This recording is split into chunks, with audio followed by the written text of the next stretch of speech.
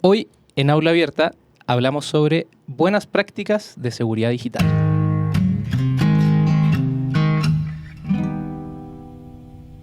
Hello, NSA. I just called you to say I love you because you really listen. Now when I'm on the phone. ¿Quién ha visto publicidad que lo haya convencido de que su micrófono o su teléfono escucha sus conversaciones? Así comienza el documental de Netflix estrenado en 2019, The Grey Hack, o Nada es privado en español, con el profesor David Carroll haciendo esta pregunta a sus estudiantes en una escuela de diseño. La respuesta de sus estudiantes es más escalofriante que la misma pregunta. Todos levantan la mano para afirmar que han vivido esta situación. Seguramente a ti te ha pasado algo similar al realizar una búsqueda en Google de algún producto o algún destino para tus vacaciones y luego, de manera milagrosa o digitalmente milagrosa, en Facebook aparece publicidad sobre lo que previamente habías buscado en Google. Estas situaciones, que rayan en la paranoia digital, tienen una explicación muy simple. Tanto las búsquedas que hacemos en Google, las fotos que subimos a internet o los like o me gusta que le damos a publicaciones en redes sociales son básicamente datos. Y esos datos se pueden procesar para incidir en las personas, desde la compra de un producto o de un servicio, hasta elecciones presidenciales, como los casos de Brasil el 2018 o las de Estados Unidos el 2016. Algo muy interesante sobre estos datos es que cada uno de nosotros los proporcionamos de manera voluntaria. Al crear un perfil de Facebook o Twitter, estamos aceptando términos y condiciones en los que entregamos gratuitamente a empresas todos los datos que compartimos en tales redes. Gustos, afinidades, geolocalización, nuestras motivaciones, la foto de nuestro hijo, entre muchos otros. Ante esta situación en que a priori los usuarios se ven en desventaja en comparación con las grandes empresas, ¿podemos hacer algo para cuidar nuestros datos y, en definitiva, cuidar nuestra privacidad en los medios digitales? De los datos en Internet, del uso que hacen con ellos las redes sociales, de ciberseguridad para usuarios y mucho más, te lo contamos aquí en Aula Abierta. El Centro de Cultura Digital, en colaboración con Sergio Rubio Pizorno y Javier Lezama, presentan Aula Abierta, una exploración entre lo educativo y lo digital. Hola a todas y todos nuestros oyentes. Estamos en un nuevo episodio de Aula Abierta, tu podcast donde conversamos de lo digital desde una perspectiva educativa. Los saluda Sergio Rubio Pizorno en la conducción y Rodrigo Valdés en los controles desde la cabina de grabación del Centro de Cultura Digital en la Ciudad de México.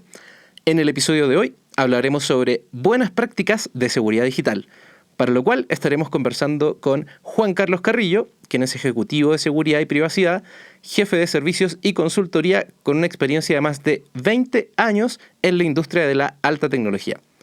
Además, en el episodio de hoy te tenemos una sorpresa. Estaremos estrenando una nueva sección del podcast llamada El Evento del Mes, donde te recomendamos una actividad del Centro de Cultura Digital en la voz de uno de sus organizadores. En este episodio, Héctor Guerrero, del Laboratorio de Juegos del CCD, nos cuenta del evento Global Game Jam. Todo esto en un nuevo episodio de tu podcast, Aula Abierta. ¡Comenzamos!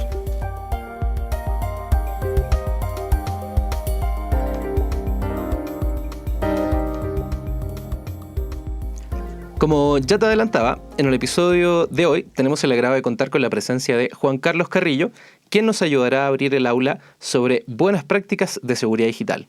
Le damos la bienvenida a Juan Carlos y le agradecemos por aceptar la invitación a participar de nuestro podcast Aula Abierta. Muchas gracias por la invitación, encantado de platicar sobre el tema. Perfecto. Entonces, para contarle a nuestros oyentes un poquito de Juan Carlos, les voy a leer una breve semblanza y ya luego le preguntaremos a él más en detalle que nos pueda ayudar sobre lo que él trabaja en ciberseguridad. Juan Carlos Carrillo es ejecutivo de seguridad y privacidad, jefe de servicios y consultoría con una experiencia de más de 20 años en la industria de alta tecnología. En cuanto a sus estudios, tiene una maestría en finanzas del Instituto Tecnológico y de Estudios Superiores del TEC de Monterrey, una licenciatura en Ingeniería en Sistemas Computacionales de la UVM en México y varios programas de posgrado entre su carrera profesional. Juan Carlos tiene más de 20 años de experiencia dando charlas, conferencias, cursos, así como escribiendo para revistas de diversos ámbitos. Y en los últimos 10 años se ha dedicado a la ciberseguridad y la privacidad como ponente, asesor y consultor en temas de protección de datos. Así que ese es nuestro invitado y queremos comenzar preguntándole a Juan Carlos un poco más de él y que nos cuente cómo llegó al mundo de la ciberseguridad o seguridad digital. Es un tema muy, muy interesante. Mi llegada, yo trabajaba en una institución financiera y en algún momento contratamos a un muy buen amigo, Alberto Ramírez Ayón, @cyberpostpunk, por cierto, por si lo gustan buscar en Twitter. Muy recomendado. Y muy recomendable, siempre tiene información muy buena. Y en algún momento Alberto me dice, oye, ¿cuándo fue la última vez que hicimos una prueba de penetración a las aplicaciones? Estoy hablando de eso alrededor de 2006, 2007. Y yo volteé con una cara de, ¿eso qué es? ¿No? Y mi respuesta inmediata además fue, no, pero todas las aplicaciones atrás están atrás de un firewall, no pasa nada, ¿no? Y llamamos a los que después se convirtieron en grandes amigos. Alberto invita a Víctor Chapela y a Carlos Ochoa, que en aquel momento tenían una startup que se llamaba Smart, y pues nos hacen una prueba de penetración en una aplicación, una S400 y dos aplicaciones web. No, bueno, nos dieron hasta por debajo de la lengua. Y en aquel momento me di cuenta que tanto era lo que había que hacer. Voy a decir una palabra muy gringa, el catch-up que había que hacer. O sea, la distancia entre dónde estábamos y dónde teníamos que estar era muchísima. Okay. Y lo más triste es que aquel reporte que hicieron Víctor y Carlos, bueno, toda la empresa de Smart, yo volví a esa empresa algunos años después y estaba en un cajón guardado. Y ninguna de las recomendaciones que estaban ahí se habían arreglado. Y déjame hablo conectando estos temas, ¿no? Mucho se habla normalmente en seguridad de que hay que tener la confidencialidad y la disponibilidad, ¿no? Pero se habla como si estuvieran del mismo lado. Y no están del mismo lado. Cuando tú a la gente de TI le pagas, tú le pagas normalmente para que los datos estén disponibles, ¿no? Yo empecé mi carrera en el soporte técnico, mejor conocido como el sotorpe técnico. Y normalmente no te hablaban por teléfono para decirte mis datos están seguros o no, sino normalmente te hablaban para decirte, oye, no puedo entrar a mi correo, no puedo entrar a la aplicación. No me funciona la impresora. Exacto, que es un tema de disponibilidad. ¿Cuál es el problema cuando a la misma persona que le pido disponibilidad le pido confidencialidad? Tiene que elegir entre las dos. Ahora, esa persona lleva 10, 15, 20, 30 años, los años que ustedes quieran, hablando de disponibilidad. Entonces, ¿qué hace? Pues le va a dar prioridad a la disponibilidad. Y la confidencialidad la va a dejar a segundo término. Entonces, pues esa es un poco la historia. La verdad es que lo que he visto en los últimos 13, 14 años es eso, que muchas personas, déjame hablo primero en el ámbito personal, pero también muchas empresas han priorizado el tener sus datos disponibles por tenerlos confidenciales. Pero esto no lo haríamos en nuestras casas. Exacto. O sea, nadie de nosotros diría, es más importante tener una puerta ancha que tener una puerta segura. Pero en el mundo digital, sí. Sí aplica. Preferimos tener una puerta ancha y no segura. Bueno, y a propósito de cómo nos estabas narrando ahí tu historia de cómo llega a este mundo de la seguridad digital o ciberseguridad, ¿nos podrías comentar más o menos rapidito de qué se trata una prueba de penetración? Claro, por supuesto.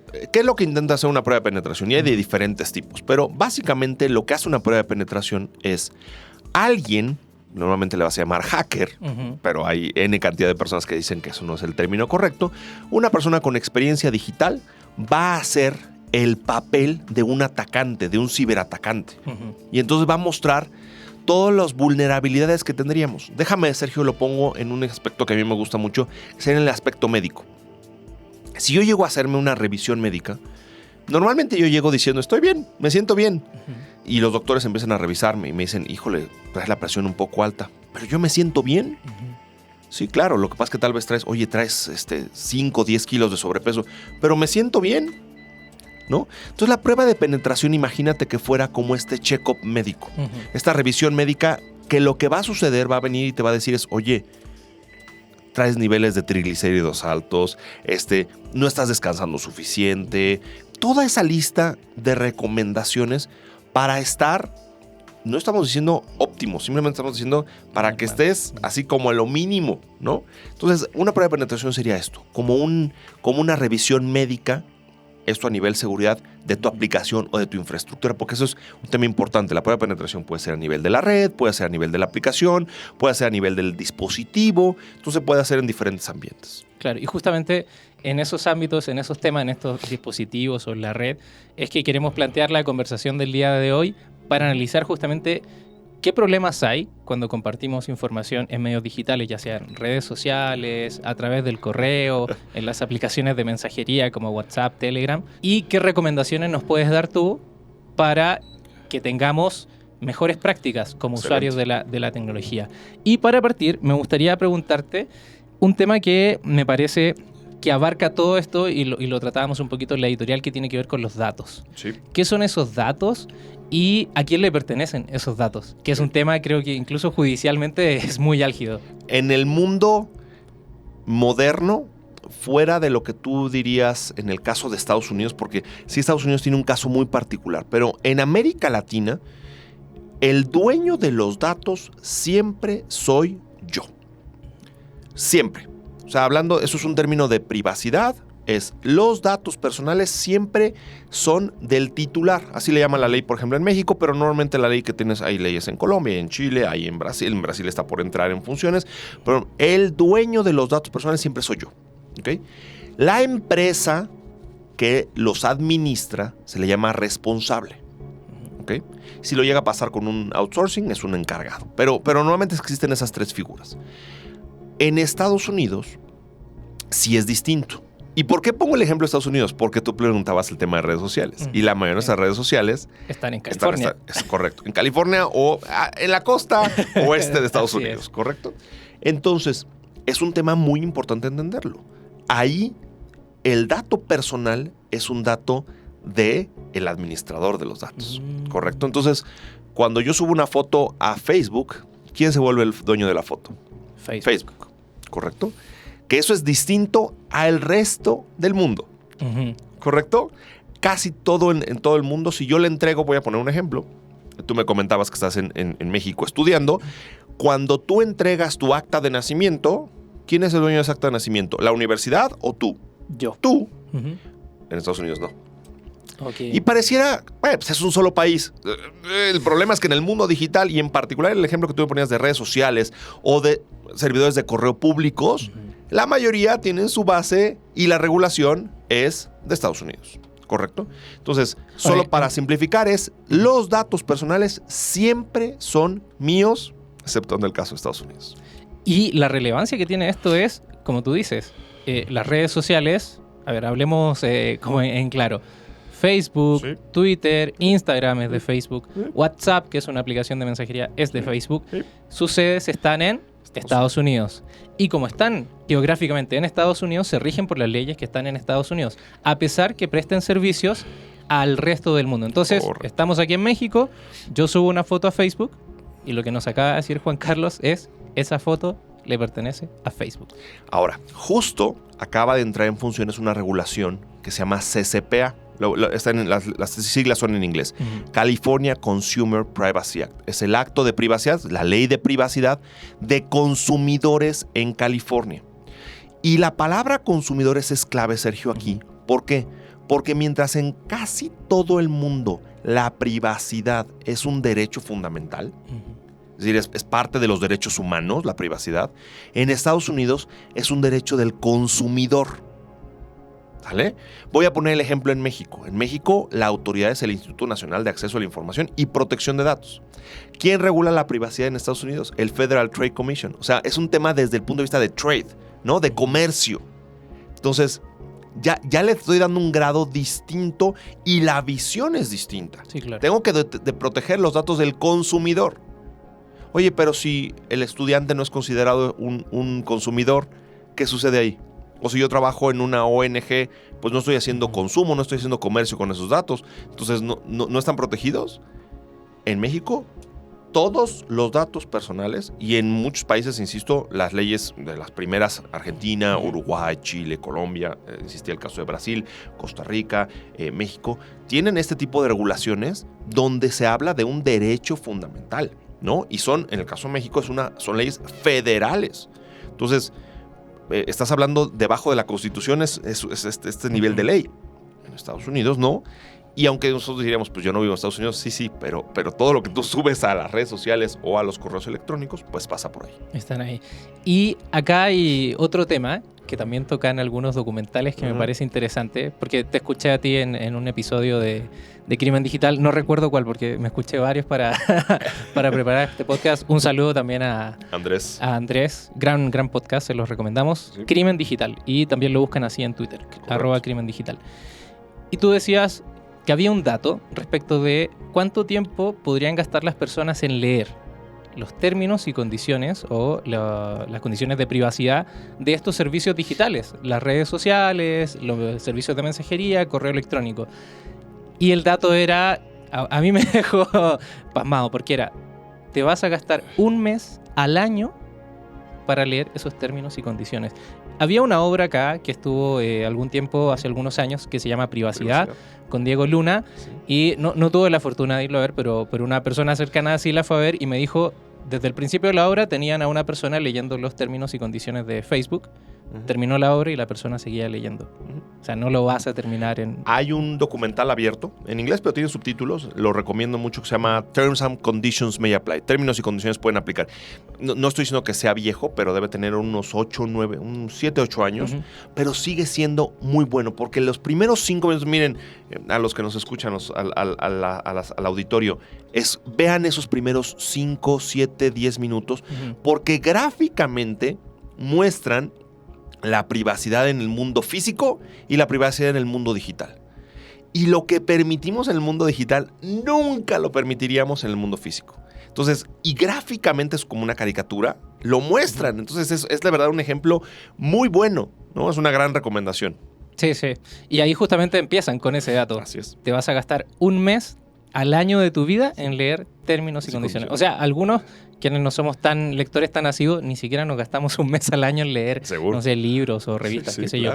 Pero acá sería, bueno, en eso se escudan las compañías como Apple, como Google, como Facebook, cuando los han, no sé si invitado o los han citado al Senado de Estados Unidos y les preguntan, hay justamente una escena donde un senador le pregunta a la representante de Apple, ¿tienen el dato ustedes de cuántas personas realmente han leído los términos y condiciones? Y esta señora responde, a ver, todos tienen que darle acepto, pero no podemos estar seguros cuántas personas los han leído. Correcto. Y ahí a mí lo que me provoca es que creo que esos términos y condiciones, o sea, ahí las empresas tienen dolo, ¿cierto? Cumplen con el dolo porque lo hacen de tal manera para que las personas no lo leamos. Es correcto. Y además hablamos de esto como contratos, le llaman contratos de adhesión. Es decir, no hay una forma en la cual yo le diga a Facebook, mira, esta parte de este término, no lo acepto, pero este otro sí. O mira, vamos a modificar el contrato. No. Son términos y condiciones estándar y que yo tengo que aceptarlos si quiero el servicio. ¿No quieres aceptarlos? No tienes el servicio. Entonces, si te están forzando a que tú entres en su juego, sí. Es complicado porque la verdad es que más en las nuevas generaciones ya es natural, ¿no? Es más, yo tengo una hija de 12 años, ¿no? Y ya me volteé y me dice, pero Facebook, Twitter, es como ya para viejitos, sí, ¿no? O sea, lo de hoy es TikTok, lo que de hoy es Instagram, ¿no? ¿Para qué ocupas eso, no? Y entonces uno como papá se tiene que meter a ver, ¿no? Es como si alguien hoy dijera, ¿quién ocupó ICQ, no? Y bueno, se reiría medio auditorio, pero pues los que estuvimos en el mundo digital en las finales de los 90, principios de los 2000 era nuestra forma de comunicarnos, ¿no? Entonces, después fue el Messenger y todo eso. Cada cambio, el peligro que tiene es que yo tendría que ver cuál es el riesgo de cada plataforma, ¿no? Y solo termino con este concepto de términos y condiciones. Pensemos que le dedico un mes a leer todos los términos y condiciones de todas mis redes sociales, de todo lo que tengo. Y de las actualizaciones. Ese es el tema. Hacia allá iba, Sergio. ¿Cada cuánto lo actualizan? En este documental de términos y condiciones pueden aplicar. hacen justamente un análisis en particular de Google de dónde estaba hace 20 años y dónde está hoy. Ujú. Y va diciendo cómo han ido tomando control, y hacen más con los datos, ¿no? En privacidad se llama el término ¿con qué finalidad tienen los datos y qué tratamiento le vas a dar? Voy a poner un ejemplo de lo que estamos haciendo ahorita. No es lo mismo que tú y yo estuviéramos platicando de forma familiar o de amistad. Tú y yo estamos platicando, ahí no hay datos personales. La ley en México, por ejemplo, y en casi todos los países le llama, si es con un fin de familiar, le llama familiar, o no comercial, pues ese dato no es un dato personal. Es decir, si tú tienes mi teléfono guardado, eso no se considera un dato personal. Pero en el momento en el cual mi voz ya está siendo grabada, si se le diera un fin comercial, mi voz es un dato personal. Porque muchas veces creemos que los datos personales es únicamente esto. No, a ver. Voy a poner un ejemplo. ¿A qué horas entras a Facebook, Sergio? Ese comportamiento de tu horario al que entras, desde qué dispositivo entras, en qué geolocalización entras, eso es un dato personal. Muchas veces creemos que el dato personal es únicamente lo que yo subí a la red. Es todo lo que se fue generando durante la relación que yo tengo con, digo la palabra relación, el tiempo que usé la red social. ¿Con quién interactué? ¿Por qué interactué? Porque lo que puedo sacar como consecuencia de eso es enorme. Es enorme. Sergio normalmente ocupa Facebook cuando está en casa. Y Facebook lo sabe además, claro. Estoy poniendo un ejemplo. Facebook, pero podría decir Twitter, podría decir cualquier otra red social. Sabe a qué horas, dónde, cuando está cerca de quién. Y eso que pareciera, oye, pero yo no lo estoy subiendo. No. Pero ellos lo saben. Entonces, muchas veces es todo eso. Me acaba de llegar el mensaje de Facebook, ¿no? De que tengo 12 años con mi cuenta. ¿Qué podrán saber en 12 años de todo lo que yo he compartido?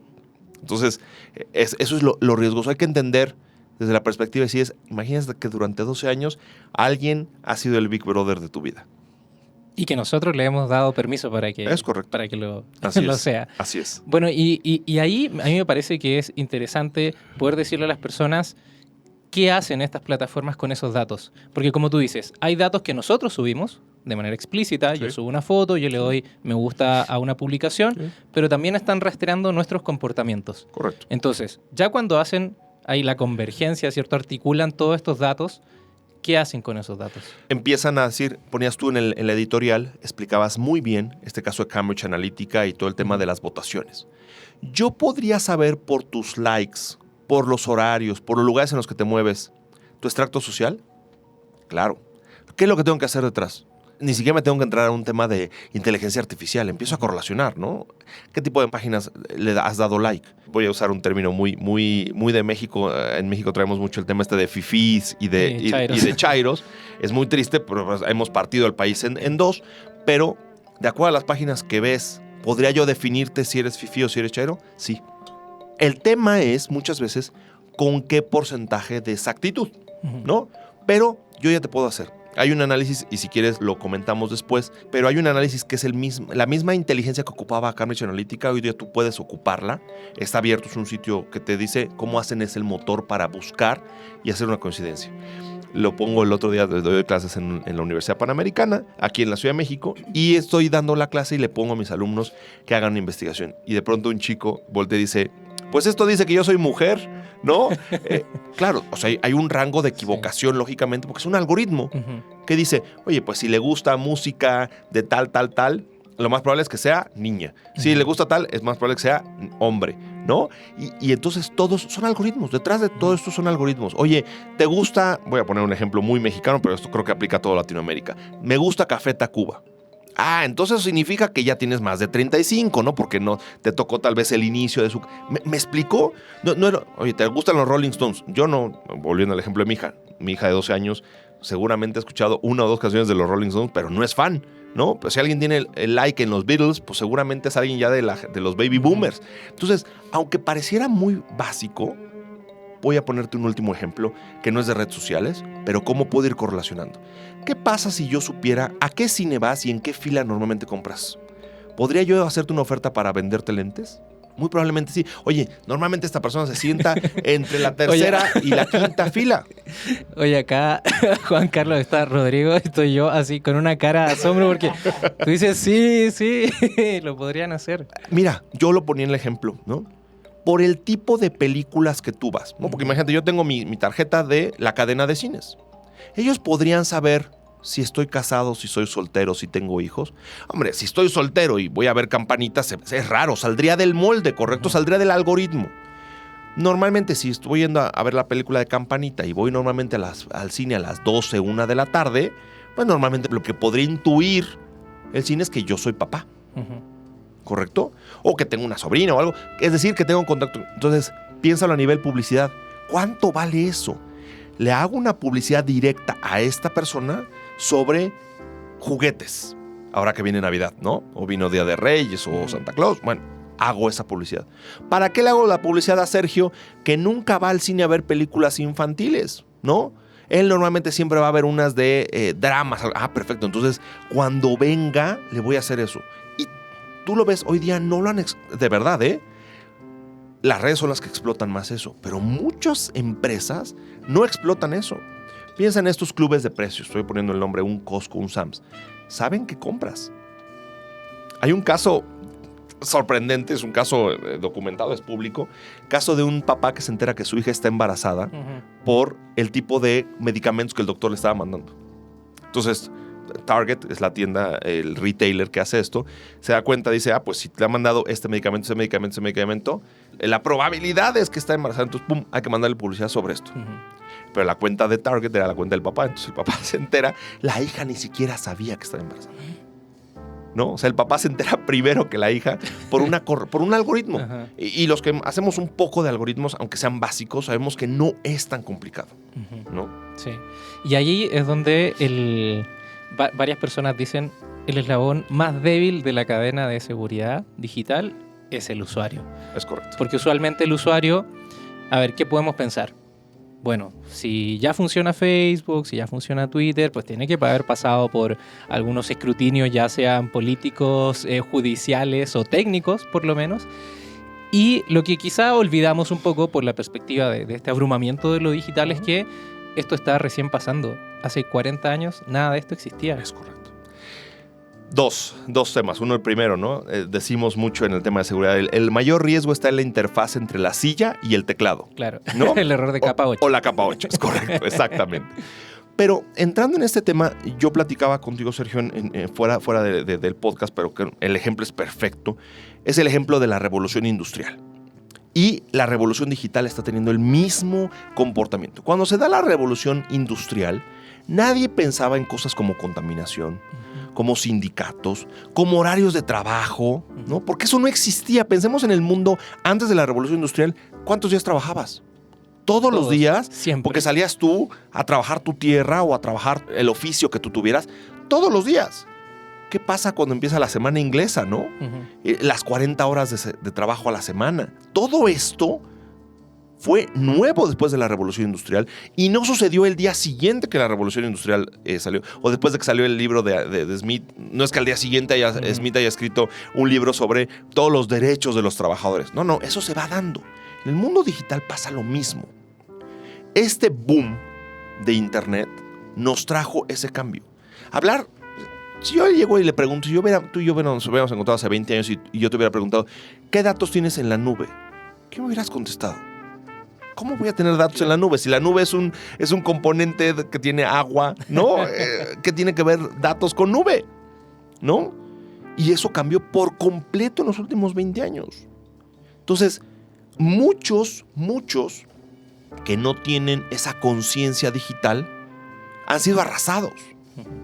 O sea, si yo llegara con una persona de más de 50 años y le preguntara ¿por qué tienes redes sociales? Lo más probable es que la respuesta es pues porque todo el mundo tiene. Y si lo preguntara a cualquier persona de menos de 30, también. Justo yo te diría tal vez entre los que estamos entre 30 y 50, que crecimos con eso, fuimos haciendo cierta conciencia.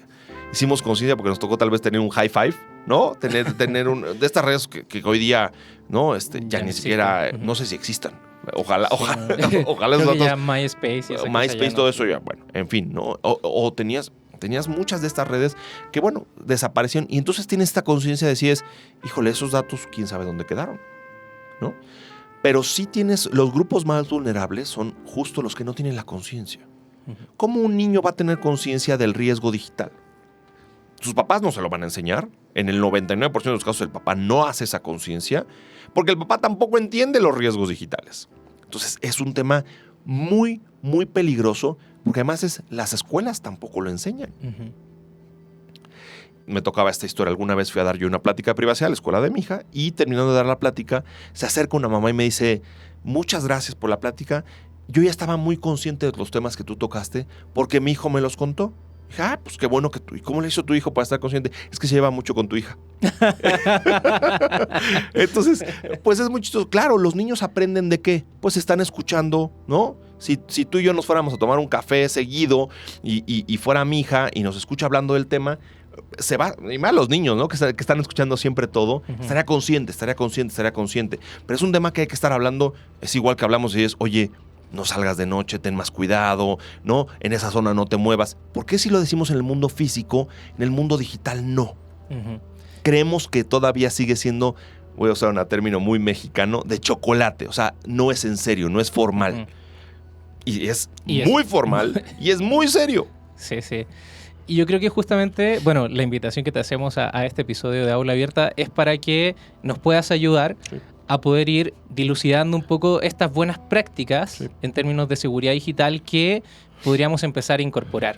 Escuchaba por ahí que, no sé, en algún momento cuando, no sé, llamaban por teléfono a la casa y nos decían, oye, estará, no sé, Sergio, y yo en vez de responder sí está, tenía que responder de parte de quién lo busca, antes de yo darle información.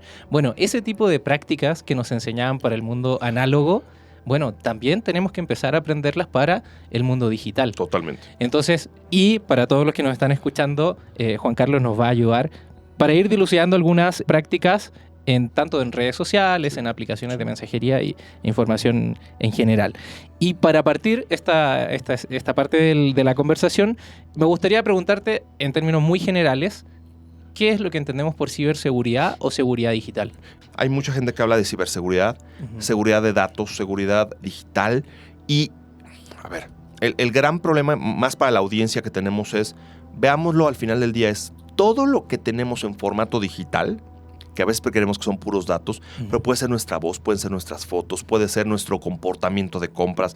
Todo eso es cómo lo hago para que esté protegido y yo, volviendo a un tema que hablábamos hace unos minutos, yo tenga el control de quién lo puede usar y para qué lo pueden usar. Entonces, la ciberseguridad, déjame lo explico en la privacidad. Normalmente digo que la privacidad y la ciberseguridad son primas, pero no son hermanas. ¿Por qué? Porque la privacidad te dice qué hay que proteger y la ciberseguridad te diría cómo hay que protegerla. ¿Ok? Entonces, mucha privacidad normalmente hay muchas veces que involucra que la ciberseguridad tiene que ajustarse. Mucha ciberseguridad normalmente va a ir en contra de la privacidad, porque si yo quisiera ser muy ciberseguro en mi empresa, probablemente voy a estar revisando tu correo electrónico o tu dispositivo móvil y entonces estaría afectando tu privacidad. Bueno, entonces, ciberseguridad sería entonces este tema. Cualquier medida que busque proteger los datos en formato digital. Es simplemente para ponerlo en un contexto. ¿Podría haber definiciones más? ¿Es perfectible mi definición? Sí. Claro. Pero cualquier medida que permita que mis datos en formato digital estén protegidos. Ok. Cualquier medida que pueda tomar yo u otra persona u otra tercero. Persona. Correcto. Okay. Sí, porque en muchas ocasiones probablemente mi hija no tiene los cuidados, pero yo pongo ciertos controles, ¿no? Yo tengo que autorizar, por ejemplo, qué aplicaciones descarga. Y yo si veo que la aplicación es insegura o que es usada para otros, investigo si la aplicación es usada para otras cosas, pues simplemente digo, no, decline, no puedes bajar esta aplicación. Puede ser que la empresa misma diga, en este caso, pues las dos principales, Apple Store y el Play Store, puedan ellos decir, ¿sabes qué? No, esta aplicación no cumple con nuestros parámetros de seguridad y no la permite estar arriba. Ellos están teniendo una medida de ciberseguridad para protegerme a mí. Podría ser una medida propia de ella, de decir, oye, ¿por qué me piden mi teléfono para una aplicación? ¿Por qué te piden acceso a mi micrófono o a mi cámara de fotos cuando es un juego? ¿No?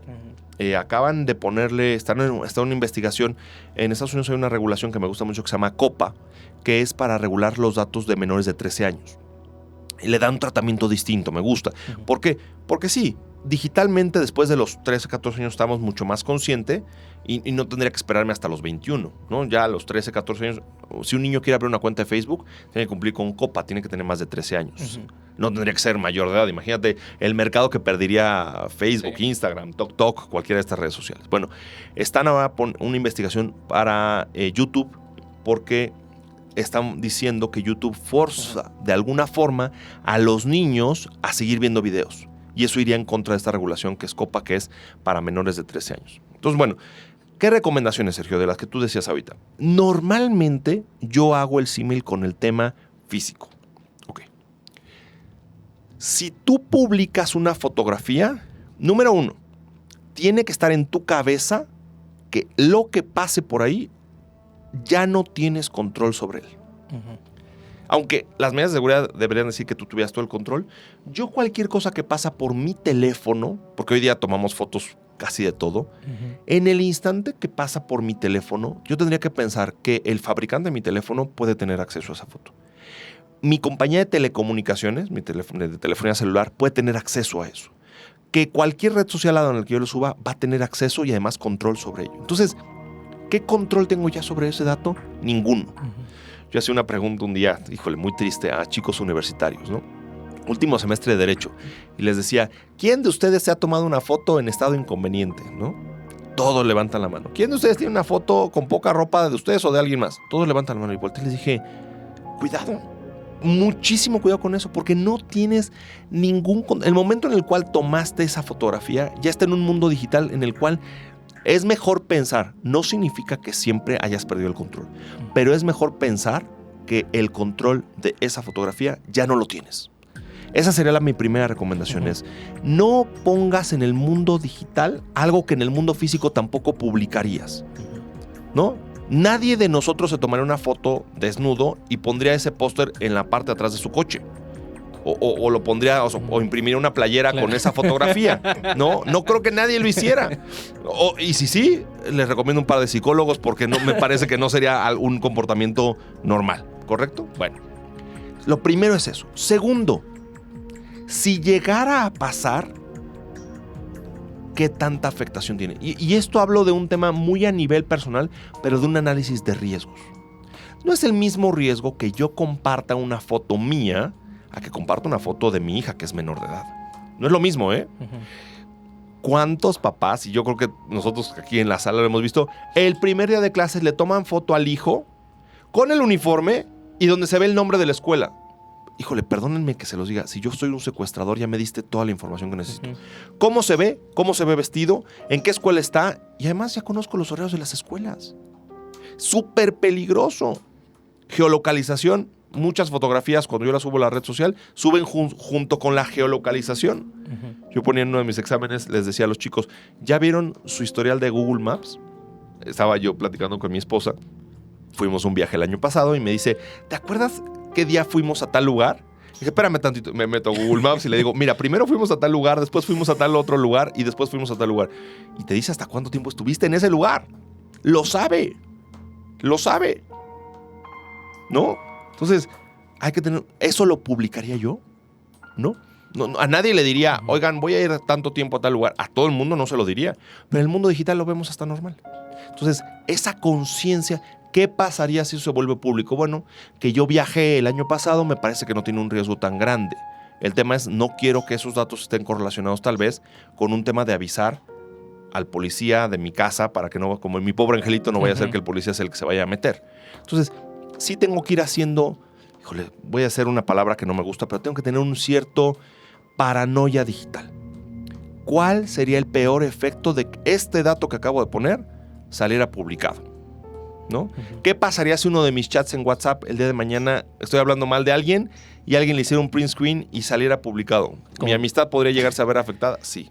O ¿no? si eres un presidente de una isla tropical, pues vas a tener que renunciar. Lo que pasó el año pasado en Puerto Rico. Así es, ¿no? O pongo el caso, no sé si han visto en Netflix, se la recomiendo mucho, no sé cómo lo pusieron en español, en inglés es el Laundromat, que es como el lavado de dinero, hablan del tema del lavado de dinero, y es sobre todo el tema de los Panama Papers, ¿no? Véanla con Meryl Streep.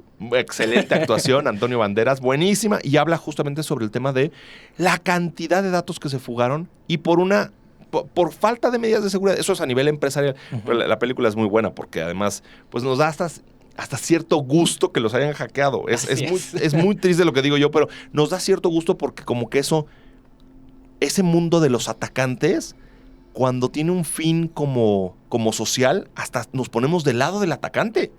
¿Sí me explicó? Entonces, tiene un riesgo todo esto, ¿no? Pongo el caso muy, muy rápido. Otro documental que también está abierto en Netflix es el tema de Snowden. Ajá. Si yo le preguntara al gobierno de Estados Unidos, ¿Snowden es bueno o es malo? Pues el gobierno de Estados Unidos va a decir, es malísimo. Malísimo. Pero si yo le pregunto a cualquier persona en la calle, me va a decir, no, bueno, gracias a él, entramos en un tema de conciencia de qué tanto los gobiernos saben de nosotros. Entonces, así como hablábamos hace unos minutos de la diferencia entre fifís y chairos, bueno, en el mundo digital está pasando lo mismo. Están los ultraprotectores de la privacidad y están los de decir, ay, deja eso ya, transparencia total y, híjole. Entonces, es un tema, yo creo que estamos en el mundo digital, en una adolescencia digital, ¿no? Donde un día nos da la locura de decir, no quiero que nadie sepa nada y al día siguiente estoy compartiendo todo, ¿no? Muy como adolescentes, sí. ¿no? Entonces, al final del día, esa es una preocupación porque las propias empresas tampoco saben, ahorita hablando del tema es para ponernos del otro lado. Muchas veces ni siquiera es que sean malignas las empresas, es que ni siquiera sabían que tenían toda esa información, ¿no? En el documental que tú comentabas inicialmente en la editorial, hay muchas veces que Cambridge Analytica o el mismo Facebook ni siquiera sabía qué tantos datos maneja. ¿Por qué? Porque dependo de que el programador que hizo esa aplicación probablemente quería jalar más datos y él mismo violó los términos internos de confidencialidad. Entonces hay muchas veces que ni siquiera es que detrás haya estas teorías de conspiración enormes. No. Simplemente hay un tema de un error, a veces una falla, un glitch que le llamamos, y alguien toma control de eso. Déjame hablar otra recomendación. Passwords. Híjole. Me da una tristeza cuando de pronto escucho a la gente decir, y ya empiezo por casa, ¿no? O sea, es que ocupo el mismo password para todo. Y yo me volteo y digo, y una recomendación muy puntual. Déjenme ocupo una, pero hay varias, ¿no? Hay estos que se llaman bóvedas de passwords. Yo ocupo en particular una que se llama LastPass, ¿no? De último password, pero corto. LastPass. ¿Qué es lo que hago ahí? Ahí creo un password maestro y después eso se vuelve una bóveda, como si tú tuvieras una libreta donde guardas todos tus usuarios y todos tus passwords, ahí los vas guardando. Como está cifrada esa bóveda, yo tengo el control de ella. ¿Es infalible? No es infalible, pero es muchísimo mejor que ocupar el mismo password para todo. ¿Cuál es el riesgo de ocupar el mismo password para todo? El mismo password para todo es, si me hackean en un espacio digital, me pueden hackear en cualquier espacio digital. Ese es el gran riesgo de los passwords. Y yo normalmente pongo el ejemplo de que los passwords es como la ropa interior. Yo no los comparto. Digo, no sé si alguien de los que está escuchando comparte su ropa interior, pero si lo hacen, no es buena práctica, ¿no? No lo compartes, lo cambias seguido y lo muestras lo menos posible. Si seguimos esas prácticas, normalmente vamos a tener algo bueno. Pero yo les pregunto, ¿cuándo fue la última vez que cambiaron su password de Gmail? ¿Cuándo fue la última vez que cambiaron su password de Hotmail o de Yahoo? Y muchas de esas, en particular el de Yahoo, es público que ellos fueron hackeados. Entonces, si ese password además lo sigo ocupando, lo más probable es que el atacante simplemente voltee y dice, pum, con esto le robo, ¿no? En redes sociales y en el mismo WhatsApp existe lo que llamamos el segundo factor de autenticación. Me acaba de pasar un cumpleaños de una amiga el sábado y me dice, un vietnamita me acaba de hackear mi cuenta de Facebook y me pide $200 para regresarme. O unas fotos mías en bikini, ¿no? Y voltea y dice, claro que no. Y le digo, oye, se llama Cecilia. Oye, Ceci, ¿y tenías tu doble factor de autenticación? Ya saben, la típica cara de what de, ¿eso qué es? Claro. ¿No? Entonces volteo y le digo, mira, a ver, pásame tu teléfono, ¿no? Ya tu Facebook ya valió, ¿no? A menos que quieras pagarle $200 y quién sabe si te lo devuelva, ¿no? Y en serio, es más, para los que nos están viendo, abran su WhatsApp para irlo haciendo junto con ustedes. Vayan a la parte de settings abajo a la derecha, lo van a ver, y van a ver que dice cuenta, ¿no? Y la tercera línea dice 2 pasos de verificación.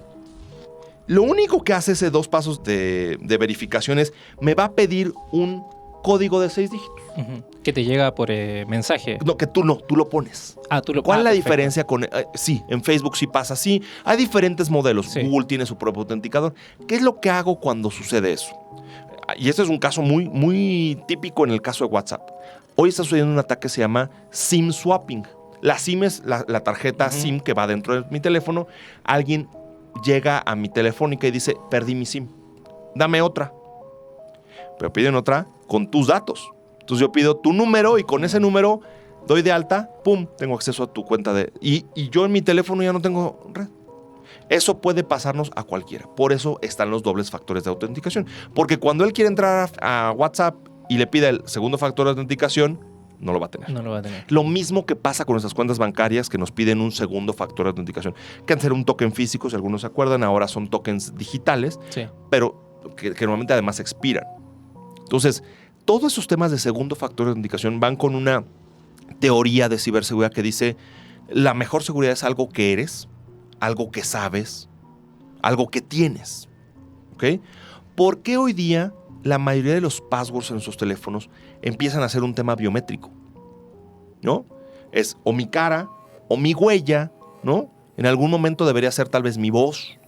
¿Por qué? Porque eso es algo que tú eres. Entonces, ¿qué atacante puede tener lo que tú eres? Bueno, hay un caso donde un atacante lo que hacía, me parece que era con un teléfono Samsung, era imprimía una foto y la ponía enfrente del teléfono. Y el teléfono hacía un reconocimiento facial y detectaba que era esa persona y desbloqueaba el teléfono, ¿no? Ya Samsung ya hizo una actualización y lo tiene bastante seguro. Pero lo que teníamos, el modelo de passwords que teníamos antes era algo que sabes. Uh-huh. El modelo hacia donde nos vamos a mover va a ser un momento algo que eres.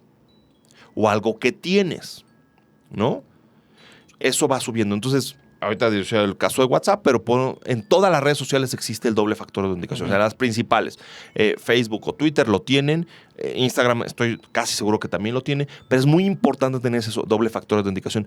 Porque si normalmente además tengo el mismo password para todo y no lo tengo además en una bóveda segura, seguramente ya tienen acceso. Hay un sitio que lo recomiendo que se llama Have I Been Pwned? O sea, he sido hackeado, uh-huh, ¿no?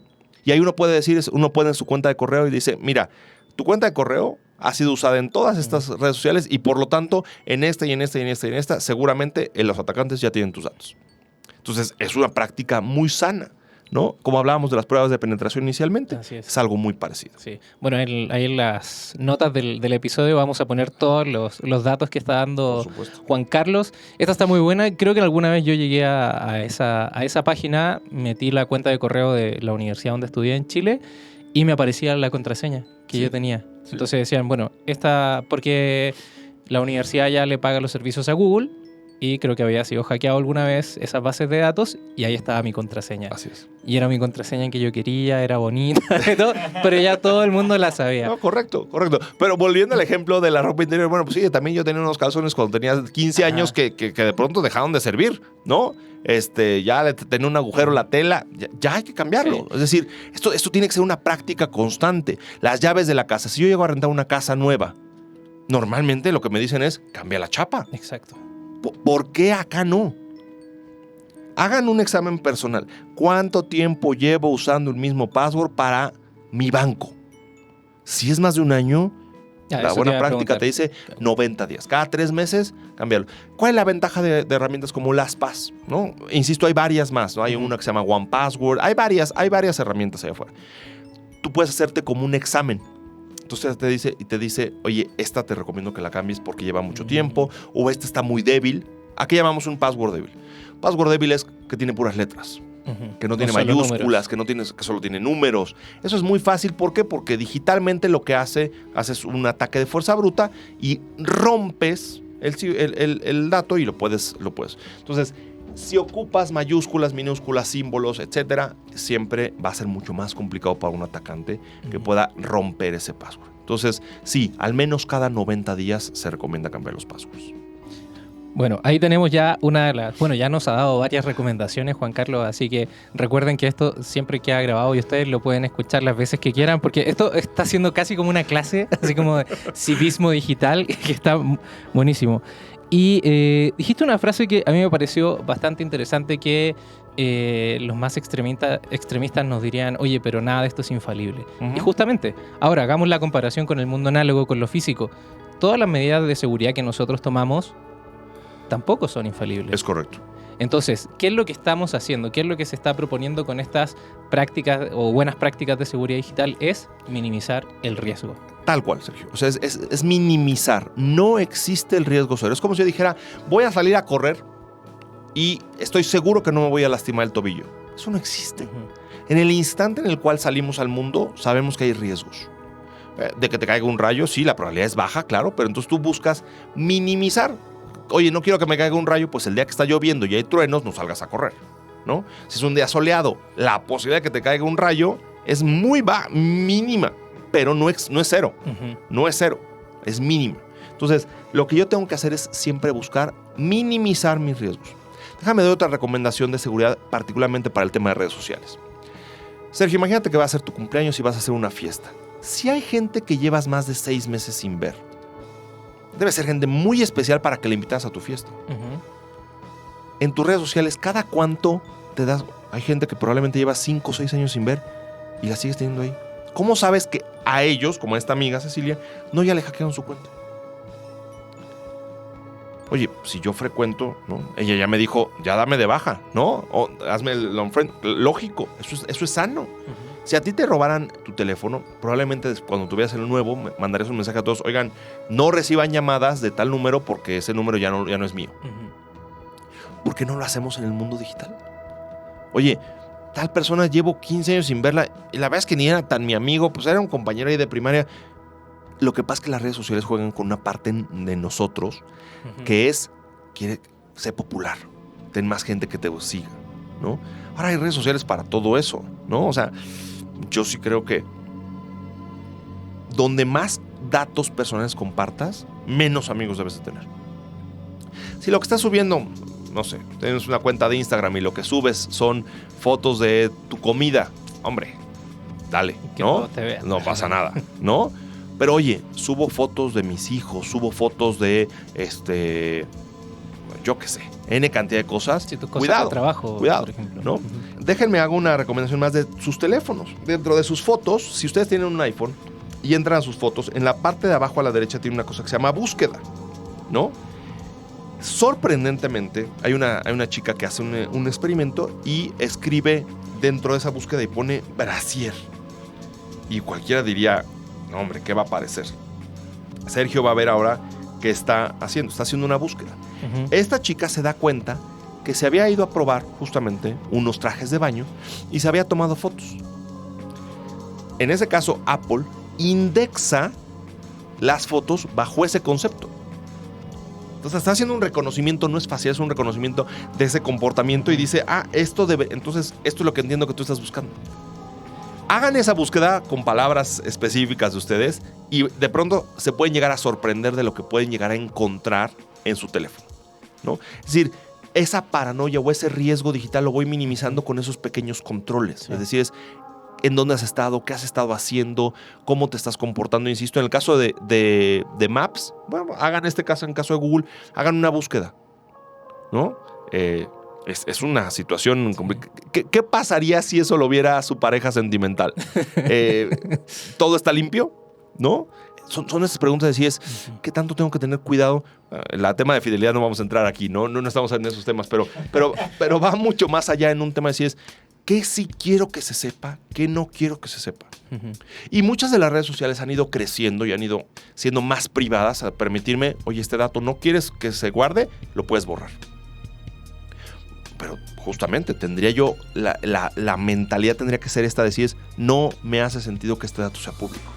No hace sentido que una red social sepa en dónde vivo. Entonces no le digas dónde vives. Exacto. Y ahora tocando un tema, hablando de que el usuario es el eslabón más débil de la seguridad o de la ciberseguridad, vámonos al eslabón aún más débil, que son los niños. Sí. Que ya, como tú nos has dicho, tienen que tener mínimo 13 años para crearse una cuenta de red social como Facebook y de este otro estilo.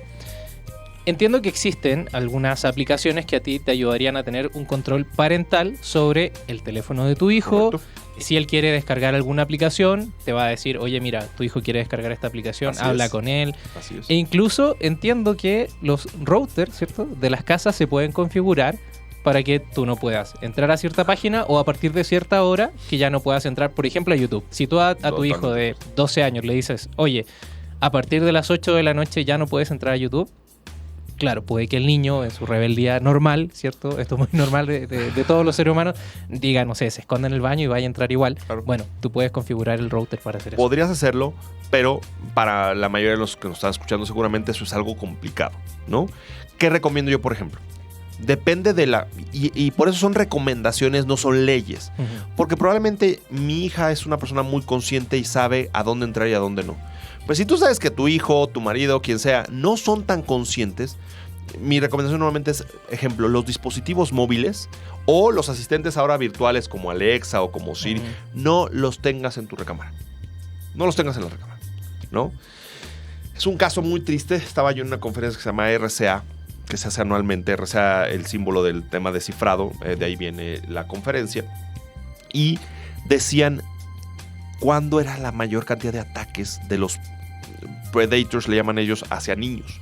Normalmente atacan los domingos en la tarde, donde es una fecha familiar, donde el niño está en su cuarto y los papás están viendo seguramente alguna serie en su recámara y el niño se siente físicamente en confianza. Ujú. Decían que en promedio un atacante sexual para niños se tarda menos de 15 minutos en lograr una conversación ya más íntima y menos de una hora en que un niño se tome una fotografía desnudo. Eso es un tema muy... Si yo sé que mi hijo no tiene esa conciencia, los dispositivos móviles o cualquier computadora, cualquier acceso digital debe de estar en un lugar público. Si confío en él, a ver qué. Bueno, pero uno diría, sí confío. Además, yo confío en mí, confío en mi esposa. Sí. Pero, ¿qué pasa? Si la cámara, si alguna aplicación logró entrar a tu dispositivo, ¿qué ve en tu recámara? ¿Qué puede escuchar en tu recámara? ¿No? Yo sí tengo un Alexa de estos de Amazon, pero lo tengo en la sala, ¿no?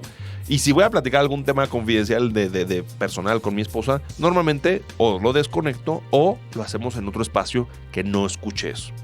Pero esa conciencia tiene que partir de esta paranoia, ¿no? De un poco de si es, ¿esto que voy a platicar lo grabaría? No. Entonces, ser lejos de dispositivos, ¿no? sí. El tema de insisto, yo mis teléfonos los pongo a cargar en la sala, no los tengo en mi recámara, ¿no? Sí llego a tener un teléfono con el volumen alto por si me tengo que levantar, voy hacia la sala y ahí tomo la llamada, pero no dentro de las recámaras. O sea, mi mayor recomendación es dispositivos móviles, particularmente de niños, después de cierta hora o en ciertos horarios en lugares abiertos. En lugares abiertos.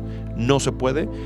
A ti y a mí nos tocó, Sergio, seguramente que había una sola computadora en la casa y estaba en un lugar público. Bueno, pues tenemos que volver casi a eso, ¿no? Sí. Los niños luego entran al baño y se meten con el teléfono. Cuidado con eso.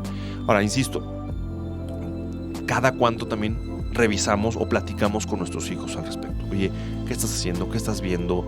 ¿Entiendes los riesgos que existen? ¿Entiendes que si el día de mañana sale una foto tuya o un dato tuyo, tu imagen de por vida está manchado? Si lo entiendes, y la verdad es que muy pocos chicos lo entienden. Sí. Más a esa edad. Y es un asunto, como lo hemos dicho durante todo el episodio, de tener buenas prácticas, de tratar de minimizar estos riesgos, siempre con la educación. Porque es un asunto de, si vamos a empezar a prohibir todo, claro, al final la gente cuando nos prohíben cosas, ¿qué queremos hacer? Pues justamente romper esas prohibiciones. Así es. Y si le pasó, también escuchaba hace algunos días que al dueño de esta compañía de antivirus, Kaspersky, creo que se llama, a él le secuestraron a su hijo y lo hicieron a través de engatusarlo a través de medios digitales.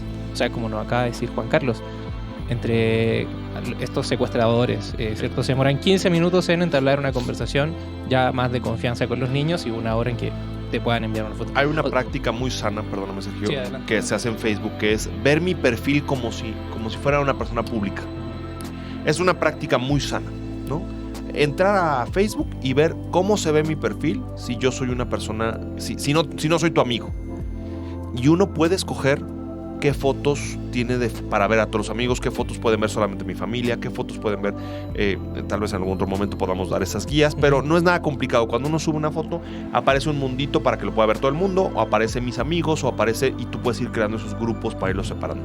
Súper importante el de pronto entrar en este ejercicio trimestral o semestral, entrar y decir, ¿cómo se ve mi perfil si yo soy externo? Probablemente no quiero que vean mi foto con mis hijos. Probablemente no quiero que vean mi foto en la playa. Probablemente para que no vayan creando un perfil. Probablemente simplemente quiero 2 o 3 fotos por si alguien me quiere encontrar, si quiero que esté ahí público, pero el resto lo quiero en un nivel privado. Entonces, esa cultura empezamos cuando empiezo a pensar, no desde mi perspectiva, sino desde la perspectiva de cómo podría verlo un atacante o cómo podría ver algo que me quisiera hacer daño. Sí. No existe el riesgo cero, volvemos al punto. En el momento en que entramos al mundo digital, hay un cierto riesgo. El tema es minimizarlo a la máxima expresión. Sí.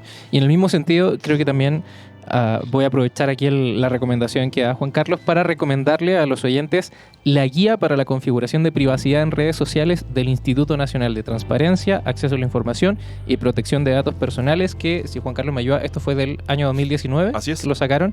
Entonces ahí da una guía muy concisa, aparte que tiene unas ilustraciones muy bonitas de cómo configurar Facebook, Twitter, Instagram, WhatsApp y Snapchat. Es fundamental, digo, ya si el día de mañana tenemos otro tipo de redes sociales, bueno, pero nos lleva una cierta conciencia, de esto, ¿no? Sí.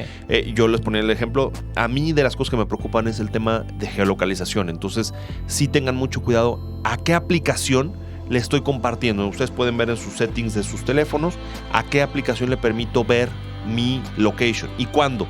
Es válido que sepa dónde estoy localizado cuando estoy adentro de la aplicación, sí, pero ¿por qué cuando no estoy usando la aplicación debería saber en dónde estoy?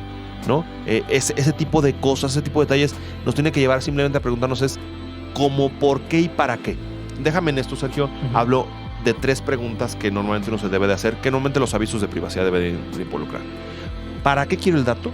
¿Qué van a hacer con él? ¿Y a quién se lo van a compartir? Eso es lo que normalmente un aviso de privacidad te avisa, que es finalidades, tratamientos y transferencias. Finalidad, ¿para qué? Oye, ¿para qué necesita? Voy a poner un ejemplo de cómo las finalidades van cambiando. ¿Hoy tiene sentido que la escuela de mi hija, de mis hijos, tenga la dirección en la que vivo? Sí. Pero el día que mis hijos dejen de estudiar en esa escuela, ¿sigue habiendo esa finalidad? No, ya no existe. Pero probablemente sí mi teléfono, por si el día de mañana me van a entregar su título de primaria, secundaria, de la preparatoria, sí me hace sentido que tengan mi teléfono. El preguntarnos eso es un ejercicio tan sencillo como abrir la cartera. Yo abro mi cartera y volteo y digo, todas estas tarjetas tienen datos míos. Todos estos, la credencial del club. ¿Qué sabe el club de mí? ¿Sabe a qué horas voy? ¿Sabe a qué horas llego? ¿Cuánto tiempo estoy? ¿Qué más sabe de mí? ¿Está compartiendo esos datos con alguien más? En estricta teoría no debería de compartirlos con nadie más. Eso es lo que vemos en el aviso de privacidad. A diferencia de los términos y condiciones de estos mega grandes, cuando ustedes ven un aviso de privacidad, solamente deben de buscar esas 3 cosas. Porque el resto es básicamente lo mismo. Y además está escrito en un lenguaje súper técnico. Pero la ley, fíjate que la ley en particular mexicana, pero eso es una tendencia a nivel mundial, exige que sea un lenguaje fácil de entender. Okay. Si no lo cumple, tú tendrías el derecho de ir a reclamar. Pero sí es muy claro buscar esas 3 palabras. Más si está digital, póngale control F para buscar. Finalidad, es decir, ¿para qué quieren el dato? Tratamiento, ¿qué van a hacer con él? Y transferencias, ¿a quién se lo van a compartir? Si están pidiéndoles más datos de los que dice las finalidades o los tratamientos o las transferencias, estarán incumpliendo la legislación. Y en casi todos los países de Latinoamérica va a haber una autoridad que los va a proteger. Muy bien. Y Juan Carlos, ya para ir finalizando el episodio, antes de que comenzáramos a grabar, yo te dije que te iba a hacer una pregunta. Por supuesto. Y que tiene, mira, te cuento, yo estoy acá estudiando el posgrado y vienes en matemática educativa, tiene que ver con matemáticas, estoy involucrado con estas cosas digitales, por eso el interés, por eso hacemos aula abierta. Y todos mis amigos me molestan mucho porque yo soy muy cuidadoso con mis datos y soy como el experto del grupo de amigos de estas cosas digitales. Sí. Pero entonces, mi mamá, y aquí soy, porque ella escucha el programa, así que esto es dedicado para ella. Pero mi mamá, lo digo muy a mi pesar, tiene un pésimo uso de sus redes sociales. Y a mí eso me preocupa. Entonces yo se lo he dicho muchas veces, pero no me hace caso. Entonces quiero que tú también se lo digas. Ella tiene esta práctica y lo más probable es que alguna de las personas que estamos escuchando lo hagan o conozca a alguna persona que lo hace. Cada vez que se le pierde o se olvida la clave de Facebook, se crea un nuevo perfil. ¿Qué riesgos hay al hacer esto? Voy a usar un término matemático, ¿no? El área de exposición. Mi área de exposición, cuando tengo una cuenta, voy a decirlo en un término puramente matemático, tengo un área de exposición. Pero el perfil número N-3 de tu mamá sigue teniendo, ¿cómo se llama? Sigue teniendo alguna de sus fotos. Entonces, el área de exposición que tiene tu mamá es 3, 4, 5 o 6 veces más que el mío. Porque yo solamente tengo una cuenta.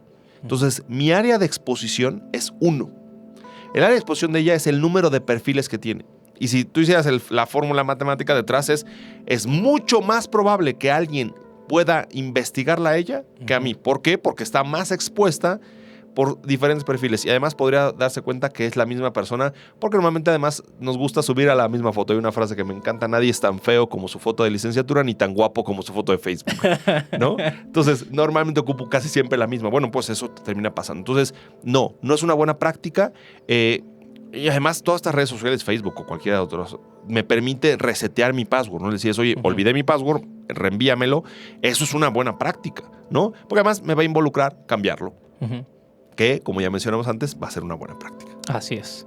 Bueno, ya Juan Carlos aquí nos ha ayudado a tener ya a la mano varias prácticas que nos van a ayudar a minimizar los riesgos digitales, ¿cierto? Como cambiarlo el password cada cierto tiempo, tener esta identificación de 2 factores que en todos lados se puede hacer, incluso en tu correo de, bueno, por ejemplo, los que usan Gmail, tú puedes tener el que te manda el SMS y además tienes como 10 claves, 10 combinaciones numéricas cuando no tienes acceso al teléfono. Así es. Entonces, si no hay señal, también lo puedes hacer.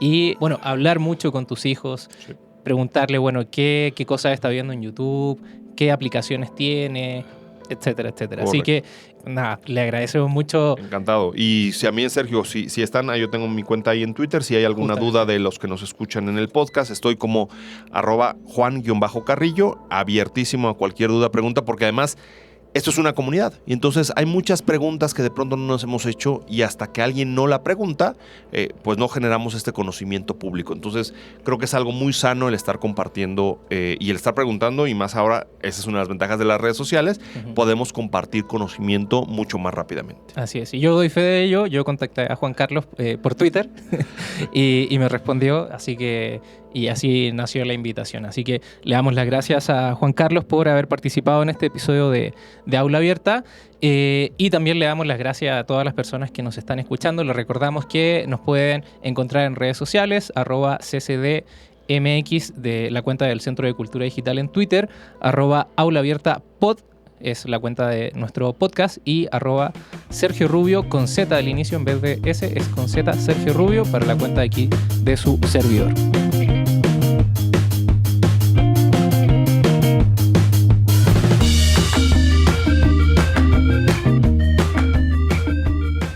Hoy estrenamos nueva sección.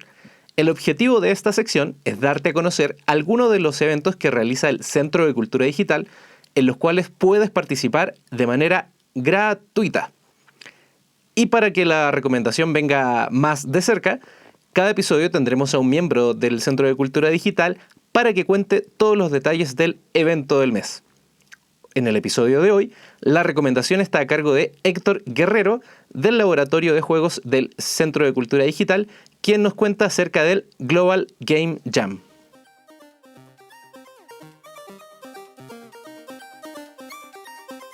Hola, yo soy Héctor Guerrero, del Laboratorio de Juegos del Centro de Cultura Digital.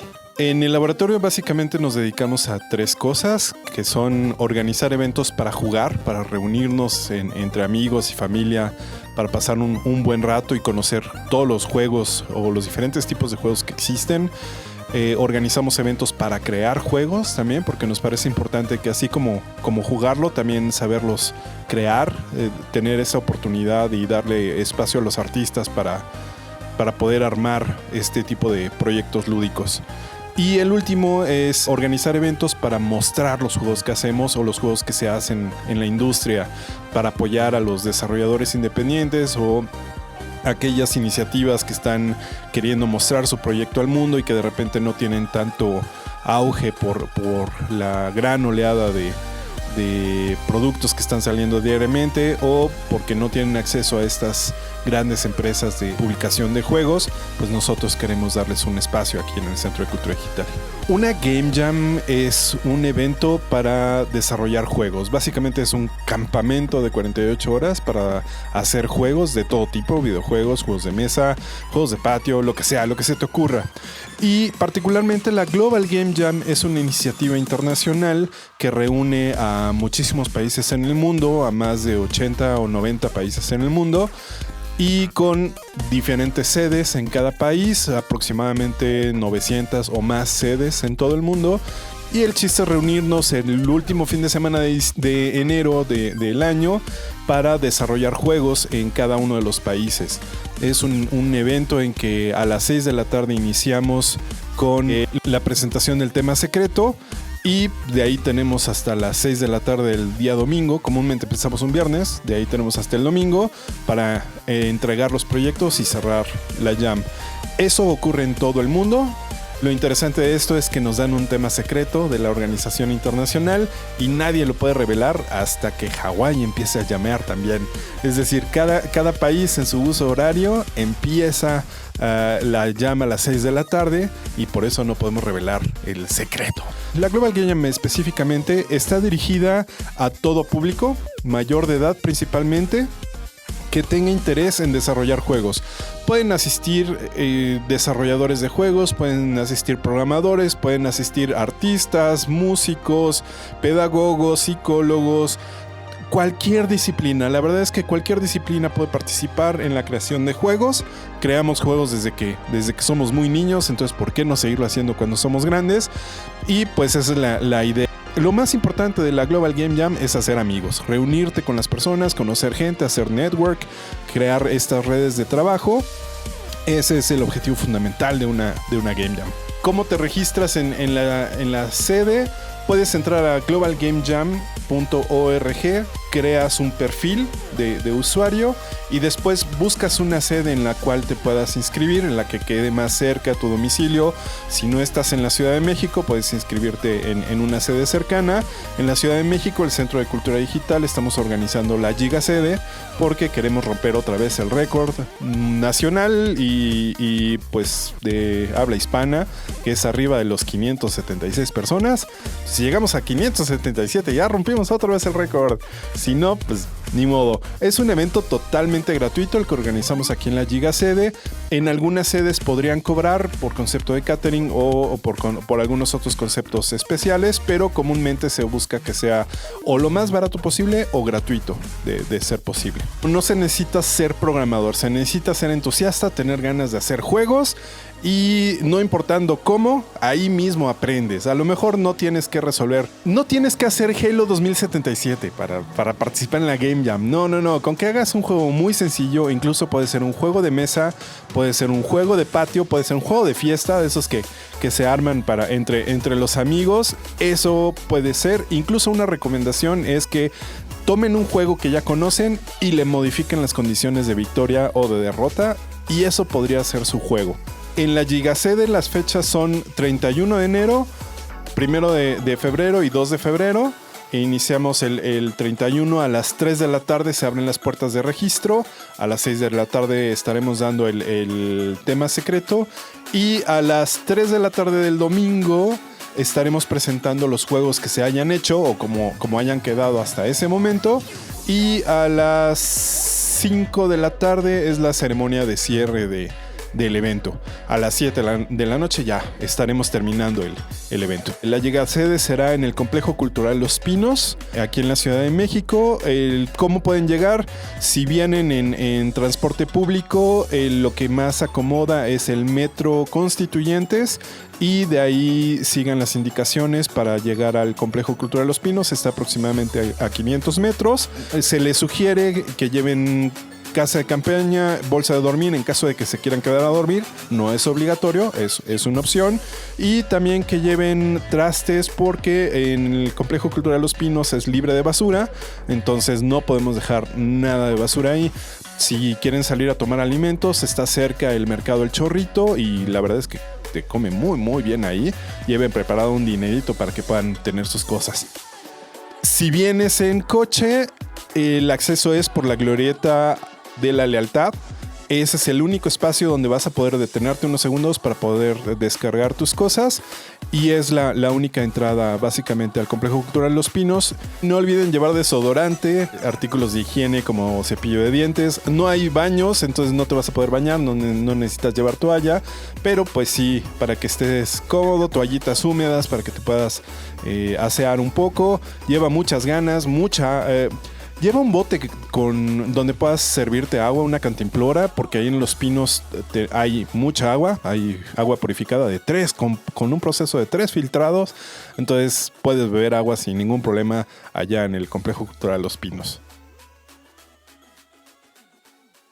Así que, bueno, yo creo que lo que hemos conversado hoy con Juan Carlos ha sido muy interesante y creo que quedaron bastantes cosas en el tintero, así que vamos a ver si lo invitamos nuevamente al podcast para grabar otros episodios. Nuevamente muchas gracias y como siempre a todos nuestros oyentes, hasta la próxima y gracias totales.